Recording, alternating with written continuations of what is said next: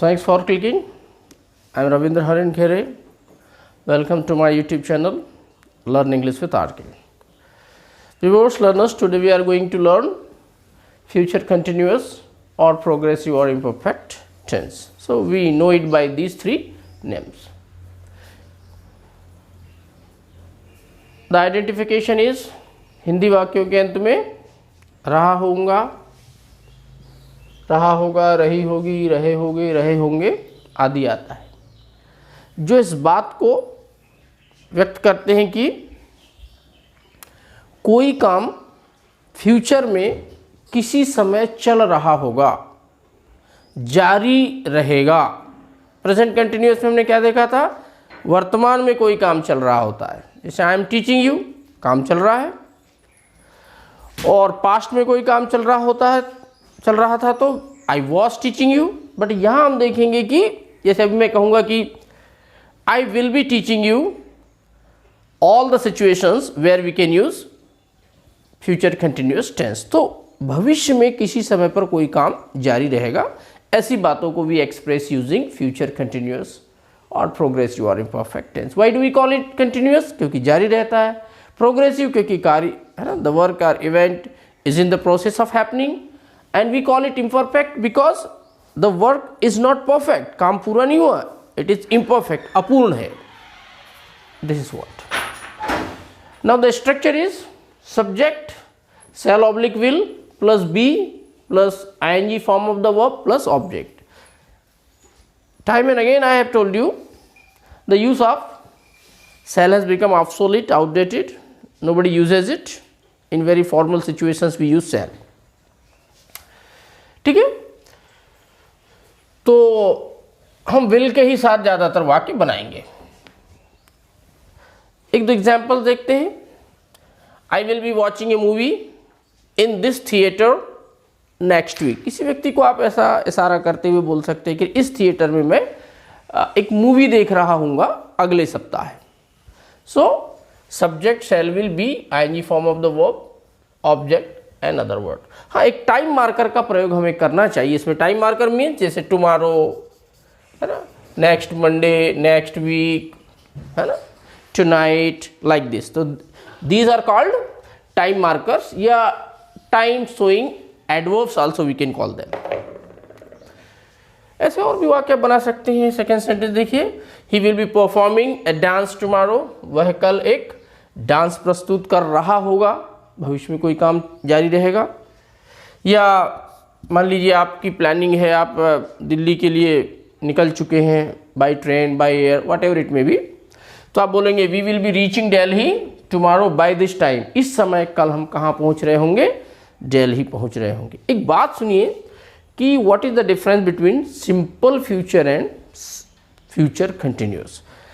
यदि मैं बोलूँ कि I will reach there, I will reach there, तो देखिए ये सिंपल फ्यूचर है। सिंपल फ्यूचर में किसी समय कोई काम या तो शुरू होगा या खत्म हो जाएगा। I will reach there by 5 PM, मैं 5 बजे वहां कल पहुंच जाऊंगा, कार्य पूरा हो जाएगा। आई विल मीट हिम, मैं उससे मिलूंगा, यानी कार्य या तो शुरू होगा या कार्य समाप्त हो जाएगा। किसमें? सिंपल फ्यूचर में। बट फ्यूचर कंटिन्यूअस में कार्य पहले शुरू हो चुका होगा और जब हम बात कर रहे होते हैं तब कार्य जारी रहेगा और आगे कुछ समय बाद वो पूर्ण होगा। तो सिंपल फ्यूचर किसी काम के शुरू होने या समाप्त होने का बोध कराता है, whereas future continuous shows that the action will be in the process of happening, कार्य चल रहा होगा। ठीक है। हाँ, one more thing you have to bear in mind is we can replace will, है ना, या शैल कहें, specially will, we can replace will by be going to. हमने इसके पहले भी देखा है सिंपल फ्यूचर में, I will meet you, I am going to meet you. I will teach you, I am going to teach you. तो हम will को किससे रिप्लेस कर सकते हैं? बी गोइंग टू से रिप्लेस कर सकते हैं। बी मीन्स यदि प्रेजेंट की बात करें तो इज एम आर, पास्ट की बात करें तो वाज वर, और पास्ट पार्टिसिपल में बीन होता है। तो हमको जो है यहाँ इज एम आर कोई भी एक प्रयोग कर लेना है और गोइंग टू का प्रयोग करके हम वी कैन रिप्लेस विल। जैसे देखो, we will be shopping in that market next Monday, उस बाजार में हम अगले मंडे को जो है शॉपिंग कर रहे होंगे। So you can replace will by be going to. देखिए तो बी का कौन सा रूप आपने प्रयोग किया, आर, क्योंकि वी प्लूरल है, that's why we are using are. So we are going to be shopping in that market next Monday. तो we can use will and be going to interchangeably with little difference, कोई ज़्यादा फर्क नहीं पड़ता। But हाँ, आई will teach you और I am going to teach you, इसमें काफ़ी फर्क है। आई विल टीच यू, मैं तुम्हें पढ़ाऊंगा, इसमें कोई कमिटमेंट या श्योरिटी नहीं है। But when I say I am going to teach you, मतलब I have made a complete plan, I am predetermined, I have a commitment, वो कार्य के निश्चित होने का बोध कराता है। Okay, one more thing you have to keep in mind, that is generally हम गलती कर बैठ जो है इन एडवर्ब्स का प्लेसमेंट क्या होना चाहिए। Adverbs like always, only, still, never, ever, just, etcetera, they are placed just after will.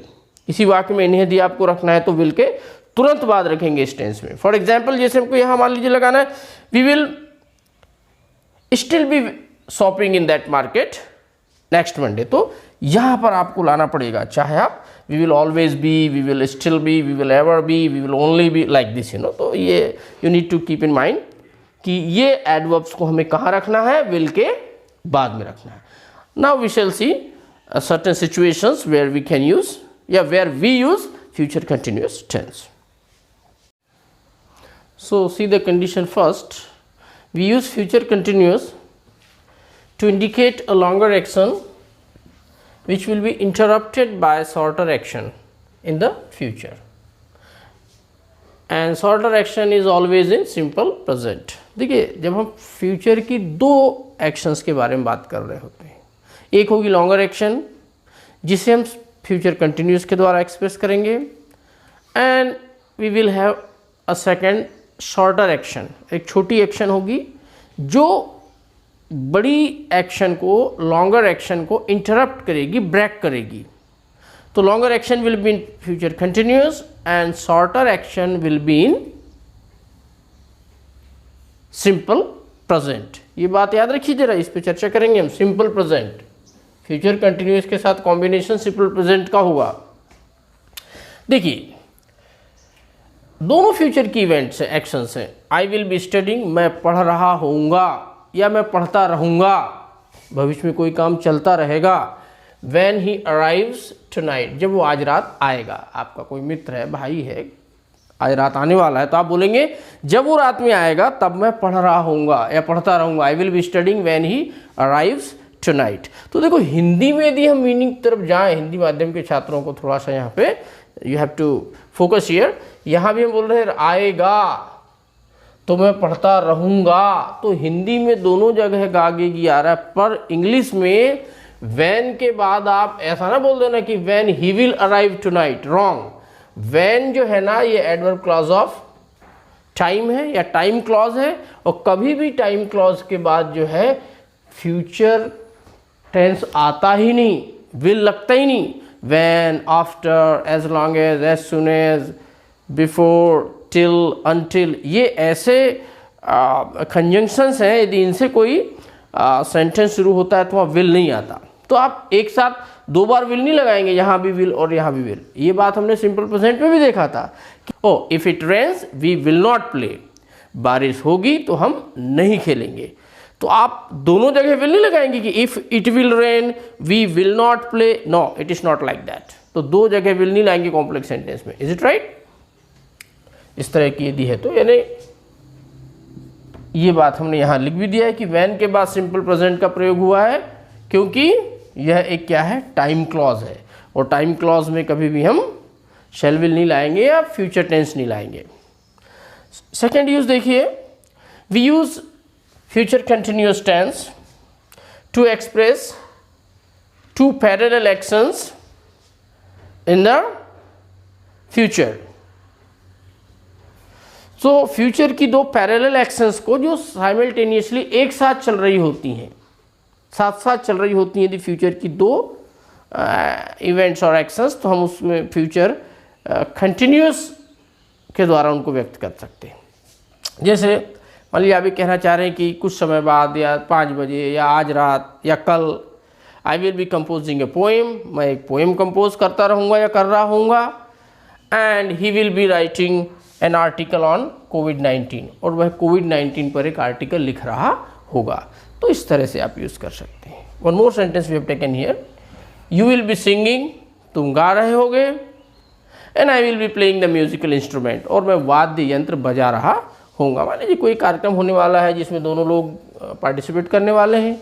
आपका फ्रेंड क्या करेगा, ही विल बी सिंगिंग, आपको वो गा रहा होगा, and you will be playing the musical instrument. तो फ्यूचर की कोई पैरेलल एक्शंस या एक साथ होने वाली एक्शंस को भी we can use using we can express using a future continuous tense. So we are taking one more example here for parallel actions of the future. देखिए, while I am reading you will be watching TV. Hindi यदि इसकी निकालेंगे तो क्या होगा, जब मैं पढ़ रहा होऊंगा तो तुम टीवी देख रहे होगे। जब मैं पढ़ रहा होऊंगा तब तुम टीवी देख रहे होगे। बट एक ध्यान दो, मैंने यहाँ पर while I will be reading नहीं बोला मैंने, जबकि हिंदी अनुवाद के आधार पे I should use while I will be reading you will be watching TV. तो एक बात आपको ये याद रखना है कि चूंकि ये भी क्या है, एक टाइम क्लॉज है, तो टाइम क्लॉज हो या एडवर्ब क्लॉज ऑफ कंडीशन हो, या हम ये कह लें कि यदि कोई क्लॉज इतनी चीज़ों से शुरू हो रहा हो, when, while, before, after, as soon as, if, unless etcetera, till, until, इनके बाद कभी भी फ्यूचर टेंस आता ही नहीं, कोई भी टेंस नहीं आएगा फ्यूचर का। I mean to say future simple हो, कंटिन्यूअस हो, परफेक्ट कंटिन्यूअस हो, इनसे शुरू होने वाला कभी भी clause when, while, before, after, as soon as, if, unless, till, until future tense हो ही नहीं सकता। देयरफॉर यदि दो हमें फ्यूचर कंटिन्यूअस के वाक्य प्रयोग करना हो और जिसमें एक की शुरुआत व्हाइल या किसी अन्य कंजंक्शन से शुरू हो रही हो, then we'll use present continuous there. Keep in mind, ये सारी बातें बोल चाल में उतनी मायना नहीं रखती viewers, learners, I tell you. होता क्या है, बोलने में हम while I will be reading, you will be watching, ये सब चलता है in conversation, nobody cares about it. But competition में जब है, प्रतियोगी परीक्षाओं में जो है, ये चीज़ें बड़ी मायना रखती हैं। लिख दिया जाएगा while I will be reading और बोला जाएगा find the error, to the here lies here. ठीक है, अब देखिए one more example I have taken here, while I will be finishing my work he will be having dinner. जब मैं अपना कार्य पूर्ण कर रहा होऊंगा तब वो ही विल बी टेकिंग या ही विल बी हैविंग डिनर, वह भोजन ले रहा होगा। तो देखिए ये सेंटेंस रॉन्ग है, चूंकि मैंने यहाँ व्हाइल का प्रयोग कर दिया है, टाइम क्लॉज है, तो this should not be will be, आ ही नहीं सकता यहाँ पर विल, यहाँ क्या आएगा, while I am finishing my work he will be having dinner. या मोटे तौर पे हम ये कह लें कि किसी भी कॉम्प्लेक्स सेंटेंस में एक होता है प्रिंसिपल क्लॉज और एक होता है सबऑर्डिनेट क्लॉज। तो कभी भी जो है दोनों क्लास में विल आ ही नहीं सकता, सबऑर्डिनेट क्लास में विल कभी नहीं रहेगा, आप याद रखना, जो कि किसी कंजंक्शन से शुरू होता है। I think the point must have become quite clear to you. And last but not the least, use ये है कि to make polite question we use future continuous tense. हमने पहले भी मॉडल के समय पढ़ा है कि विल से हम पोलाइट क्वेश्चंस कर सकते हैं, वुड से भी कर सकते हैं, कुड से भी कर सकते हैं। तो यदि आपको किसी से एक पोलाइट क्वेश्चन करना हो फ्यूचर कंटिन्यूअस को लेकर, या भविष्य में कोई काम हो रहा होगा कि नहीं, वो करेगा कि नहीं, तो इसके लिए आप जो है you can use future continuous. For example see here, will you be coming to me tomorrow, क्या आप कल मुझसे मिलने आ रहे होगे या आओगे, so like this. So will you be coming to me tomorrow, यहाँ थोड़ा पोलाइटनेस है इसमें आपका। One more example I have taken here, will you be attending my birthday party, क्या आप मेरी बर्थडे पार्टी कल अटेंड कर रहे होंगे। तो if you start the sentence with will then it is a polite question. One more thing which I have been telling you is, like present and past continuous, we cannot use stative verbs in future continuous also.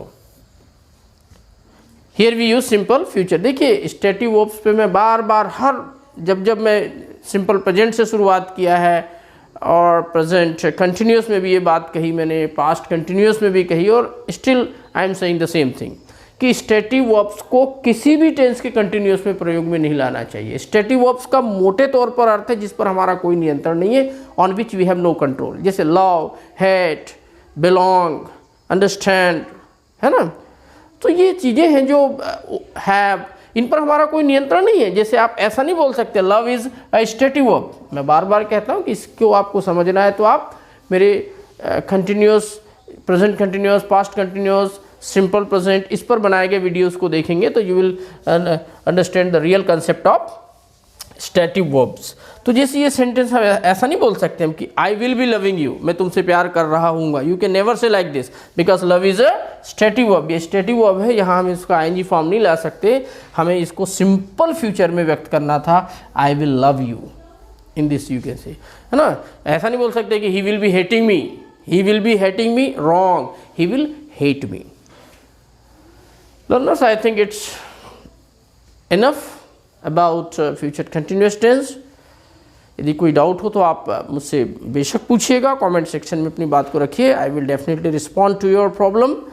And if you are new to my channel please don't forget to subscribe it.